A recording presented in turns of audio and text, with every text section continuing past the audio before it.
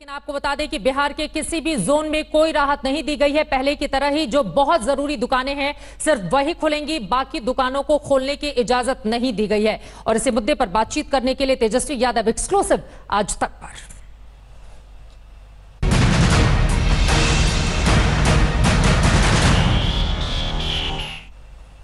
तेजस्वी यादव जी, बहुत स्वागत है आपका आज तक पर। और मेरा पहला सवाल आपसे यही है, देखिए बहुत ज्यादा महत्वपूर्ण, क्योंकि जिस तरह की बेबसी, बदहाली, बेचारगी की तस्वीरें बिहार से सामने आई हैं, शायद ही इस देश का कोई दूसरा हिस्सा हो जहां पर उस तरह की तस्वीरें देखने को मिली हों। भारी तादाद में मजदूरों का जिस तरह से वहां पर पलायन हो रहा है, वापसी हो रही है, वो यकीनन चिंता बढ़ाने वाली है। ऐसे में मेरा सवाल आपसे यह है, 40 दिन आज लॉकडाउन के हो गए हैं, बिहार सरकार का रोल कैसे आप देख रहे हैं? देखिए, सबसे पहले तो मैं धन्यवाद देना चाहूँगा आपके चैनल के माध्यम से जितने भी स्वास्थ्यकर्मी हैं, डॉक्टर्स हैं या एसेंशियल सर्विसेज कर रहे हैं, दूध वाले, फल वाले या सभी लोगों को मैं धन्यवाद देता हूँ आपके चैनल के माध्यम से। और आप देखिएगा कि लगभग जो बिहार सरकार का आंकड़ा है वो 25 लाख से भी ज़्यादा है, जो हमारे मजदूर जो हैं बिहार के वो बाहर फंसे हुए हैं। वो गरीब हैं और काफ़ी बड़ी संख्या में जो है वो बाहर फंसे हुए हैं। और अगर कोरोना से लड़ने की बात की जाए तो बिहार सरकार शुरू से ही आप देखिएगा कि हमेशा आपको कंफ्यूज नजर आती है निर्णय लेने में, और हर मोर्चे पे फेल। बिहार सरकार को दवा की व्यवस्था करनी थी, आइसोलेशन सेंटर्स की व्यवस्था करनी थी, चिकित्सा की व्यवस्था करनी थी, डॉक्टर्स को पीपीई किट्स की व्यवस्था करनी चाहिए थी, टेस्ट किट्स की व्यवस्था करनी चाहिए थी, आपको राशन पहुंचाने में व्यवस्था करनी चाहिए थी। हर व्यवस्था में बिहार सरकार जो है, मजदूरों को लाने की व्यवस्था करनी है। तो हर व्यवस्था में अगर आप देखें तो बिहार सरकार जो है फिसड्डी नजर आती रही है। और ऐसा नहीं लग रहा कि बिहार सरकार में कोई इच्छा शक्ति है कि जो बिहार के बाहर जो मजदूर फंसे हैं उनको लाने का काम किया जाए। पूरी तरीके से आइसोलेशन सेंटर्स की आप स्थिति देख लीजिए। आपने जहानाबाद में एक वीडियो देखा होगा, जो नॉर्मल जो बच्ची जो है बेचारी, वो जो है उसको एम्बुलेंस नहीं मिल पाता, माँ जो है अपने कंधे में बच्ची को लेके जा रही है, उसका शव। तो ऐसे दर्दनाक तस्वीरें हम लोगों ने देखने का काम किया।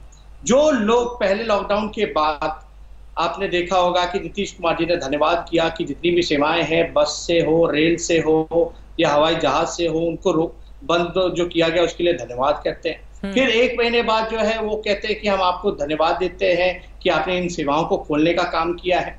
अगर यही निर्णय अगर पहले ले लिया जाता तो शायद जो मजदूर जो बाहर फंसे हैं जी, आप देखिएगा उनको खाने का ठिकाना नहीं है, वो पहले ही बिहार आ गए होते।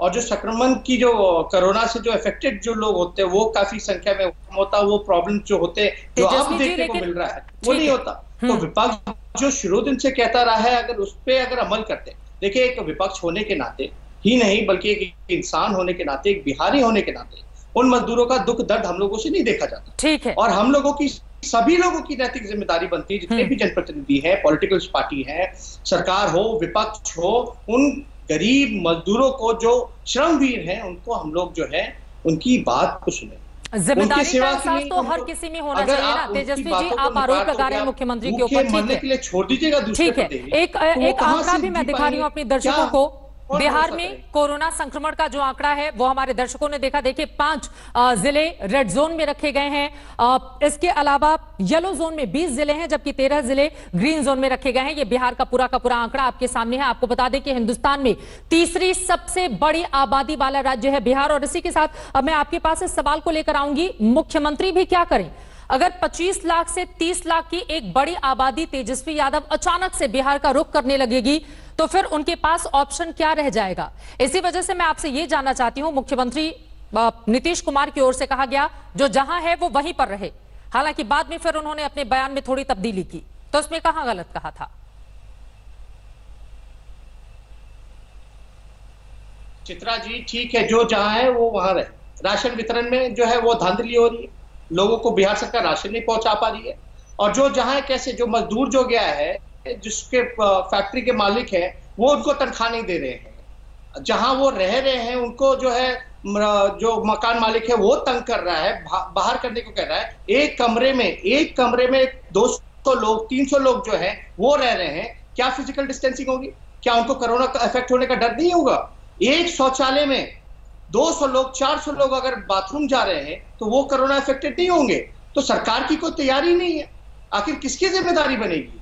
उनको अगर वो बाहर फंसे तो उनको लाएं, सैनिटाइज करें, हर एक चीजें सैनिटाइज हो सकती हैं, आप जो है स्क्रीनिंग कर सकते हैं प्रॉपर। लेकिन अगर ये लॉकडाउन की बात थी तो नीतीश कुमार जी जो है धन्यवाद केंद्र सरकार को क्यों दे रहे? जो ट्रेनें आई हैं आप क्यों फिर वो कर रहे हो? तो आपकी दोहरी नीति नहीं चलेगी। और आप देखिएगा कि अगर लॉकडाउन तो सब राज्यों के लिए होना चाहिए था, तो अगर गुजरात सरकार अगर उत्तराखंड में बसेस भेज करके लोगों को लाती है, यूपी की सरकार लाती है, अन्य प्रदेशों की सरकार उनको लाती है, तो बिहार सरकार क्यों नहीं कर सकती थी? ठीक है, लेकिन नीतीश कुमार की ओर से तेजस्वी यादव जी तमाम मजदूरों को, जो आंकड़े लाखों में है, जो दावा बिहार की सरकार की ओर से किया गया है कि हजार रुपए भी मजदूरों की जेब में डाले गए हैं ताकि उनको थोड़ी राहत मिल पाए। आपसे मैं पूछता हूं, आज कितने दिन हो गए? कितने दिन हो गए? 40-50 दिन हो गए कि 1000 में आप खा पी लोगे? बैंकों की अलग समस्या, वो पैसे कहां से निकालेंगे, क्या करेंगे, क्या करेंगे? उनके हाल पे तो हम लोग जान रहे, क्योंकि हमारी पार्टी पहली पार्टी है जिसने कि अपने पार्टी के पदाधिकारी में सभी लोगों को नियुक्त किया गया, कॉल सेंटर बनाए गए। मैंने खुद भी अपना ट्विटर हैंडल जो है उसको एक तरह से सेंटर बनाने का काम किया, हेल्पलाइन। तो लोग जो है, आपने भी देखा होगा, हम लोगों ने 50,000 से 1 लाख मजदूरों तक हम लोगों ने सहायता पहुंचाई है, राशन पहुंचाई है। उन लोगों का यही कहना है कि खाने को नहीं मिल रहा, मकान मालिक तंग कर रहे हैं। आप 1000 में आप क्या कर लीजिएगा? और 1000 आप कहते हो, लेकिन आपके पास 600 भाड़ा नहीं है। अभी बिहार सरकार का कल का बयान आप देख लीजिए, कहते हैं कि रेलवे का जो भी भाड़ा है, हालांकि भाड़ा लिया जा रहा है और प्रत्येक व्यक्ति जो है 50 रुपए अतिरिक्त लिया जा रहा है, एक्स्ट्रा लिया जा रहा है। अब बिहार सरकार कहती है हम पैसा नहीं देंगे। 1000 आप दे रहे हो, आप कह रहे हो लाने के लिए 600 रुपए नहीं है आपके पास, स्लीपर क्लास की टिकट खरीदने के लिए पैसा नहीं है आपके पास 500 करोड़ रुपए हैं विज्ञापन में अपना मुंह चमकाने के लिए, लेकिन बिहार के मजदूरों को लाने के लिए आपके पास व्यवस्था नहीं है, संसाधनों की कमी हो जाती है। किस बात का आप कहते हो ढिंडोरा पीट, तो 2 लाख का बजट हो गया, 3 लाख का बजट हो गया, वो पैसा किसके लिए? आज जो लोग मर रहे हैं भूख से, कोरोना से कितने लोग मर रहे हैं बिहार में? 4 से 5 लोगों का आंकड़ा होगा, तेजस्वी यादव लेकिन भूख से कितने लोग मर रहे हैं? आपने मुख्यमंत्री को फोन घुमाकर पूछा कि नहीं पूछा कि मैं कैसे मदद करूं? इस सवाल का जवाब आप दीजिएगा, लेकिन बिहार में टेस्टिंग को लेकर जो सवाल खड़े हो रहे हैं या फिर वहां की चरमराती हुई स्वास्थ्य व्यवस्था कोई आज नई दिन तो है नहीं। इसके पहले चमकी बुखार के दौरान भी हमने देखा था, दूसरे मामलों में भी हम देख चुके हैं कि बिहार के अस्पताल किस तरह से दम तोड़ देते हैं। इसके बारे में किस तरह की तैयारी आप देख रहे हैं, और अगर आपकी कोई ग्राउंड रिपोर्ट हो जो आप शेयर करना चाहें? आप देखिए हमारे विधायकों पे क्या सवाल। हमारे 80 विधायक हैं, सारे फंड में सीएम जो फंड है उसमें हम लोगों ने 50-50 लाख रुपए दिए, अपने अपने सैलरीज को दिए। हर तरीके से मेरे जितने विधायक हैं या जनप्रतिनिधि हैं, सारे लोग क्षेत्र में हैं, सब लोग सहयोग कर रहे हैं। जहां फंसे हुए दूसरे मजदूर हैं उनका भी डेटा कलेक्ट कर रहे हैं। सरकार लाए। अब 15 साल अगर पलायन की अगर बात आती है, ठीक है, हमसे कोई गलतियां हुई होंगी पहले, ठीक है, हुई होंगी, हमको जनता ने सजा दी, आप 15 साल हम विपक्ष में हैं, लेकिन आप 15 साल जो विकास पुरुष बने हुए हैं, आपने बिहार के लिए क्या किया? आपने बेरोजगारी क्यों नहीं मिटाई? आपने इंडस्ट्रीज क्यों नहीं लगाई? आपने पलायन क्यों नहीं रोका? और पलायन का आंकड़ा बताया बिहार सरकार कि 2005 से पहले कितना था और 2005 के बाद कितना बढ़ा है। तो ये किसकी जिम्मेदारी हो? और आपको हम बता दें, जब लालू जी रेल मंत्री थे, जब कोसी में बाढ़ आपदा आई थी, तो क्या हुआ? लालू जी ने यातायात रेलवे पे जितने लोग थे वो फ्री की। 5 जिला जो है वो कोसी के बाढ़ से डूबा था, 1100 का पैकेज दिया। आज तो डबल इंजन की सरकार है, ट्रेन, बस और अलग राज्यों में भी उनके सहयोगियों की सरकार है। क्यों नहीं मदद कर रहे हैं लोगों को लाने में? क्यों बिहार को जो है विशेष राज्य का दर्जा नहीं मिलता? क्यों नहीं इंडस्ट्रीज खुले, बिहार में फैक्ट्री लगे? लालू जी रेल मंत्री बने तो उन्होंने तो कारखाने खोले 4-5, 7-7 विश्वविद्यालय खोले। और उस समय का दौर अलग था, आज का दौर अलग है। उस समय का दौर सामाजिक न्याय का दौर था, आज का दौर अलग है। तो 15 साल पहले क्या हुआ, 20 साल पहले क्या हुआ, कब तक इसकी दुहाई देते रहेंगे लोग? आपने 15 साल में क्या किया, आप ये बताएं। आप जो है सर, मैं जो आपसे सवाल पूछ रही हूँ तेजस्वी जी, आप जो है जल जमाव में फेल हो जाते हो। हमने आपका भी देखा, अभी वही थी, आपने भी इंटरव्यू लिया, किस प्रकार से भड़के हुए थे सीएम। जल जमाव में कितने दिन बाद बाहर निकले, चमकी बुखार में कितने दिन बाद जागे, या अभी कोरोना है वो कितने दिन बाद जागे सीएम? बाढ़ में क्या होता है, बिहार को क्या मिला? कुछ मिला राहत की बातें? आपकी डबल इंजन की सरकार है, हम लोगों की सरकार रही तो हो सकता है केंद्र में जो थी वो दूसरी सरकार थी, बिहार के साथ सौतेला व्यवहार, लेकिन अब तो डबल इंजन की सरकार है। आपने क्या किया बिहार के लिए अलग? क्यों नहीं बेरोजगारी मिटाई? जो वादा था उसको क्यों नहीं पूरा किया? हम लोगों की गलती होगी, ठीक है, हम उसको स्वीकार करते हैं, लेकिन हमको जनता ने सजा दिया। लेकिन ये सरकार की कोई इच्छा शक्ति नहीं नजर आती, सरकार में कोई मंशा नहीं है बिहार के मजदूर को वापस लाने में। और चित्रा जी, कोई इच्छा शक्ति नहीं है सरकार में, कोई विजन नहीं है, कंफ्यूज है पूरी तरीके से सरकार। आपने देखा होगा, एक ट्वीट करते कि कोटा से ट्रेन चलेगी, फिर 1 घंटे बाद ट्वीट करते कि जयपुर से ट्रेन चलेगी। 3 ट्रेनों की बात हुई है। तेजस्वी जी, मैं आपकी बात को बहुत गौर से सुन रही हूँ। देखिए, चलने का फैसला में ये बात सही है कि नीतीश कुमार की जो भूमिका होनी चाहिए थी उसमें कहीं ना कहीं मुख्यमंत्री कमजोर नजर आ रहे हैं। लेकिन सवाल आपसे भी इसलिए बनेगा क्योंकि सबसे ज्यादा विधायकों वाली पार्टी आपकी आरजेडी है, 80 विधायक आपके हैं।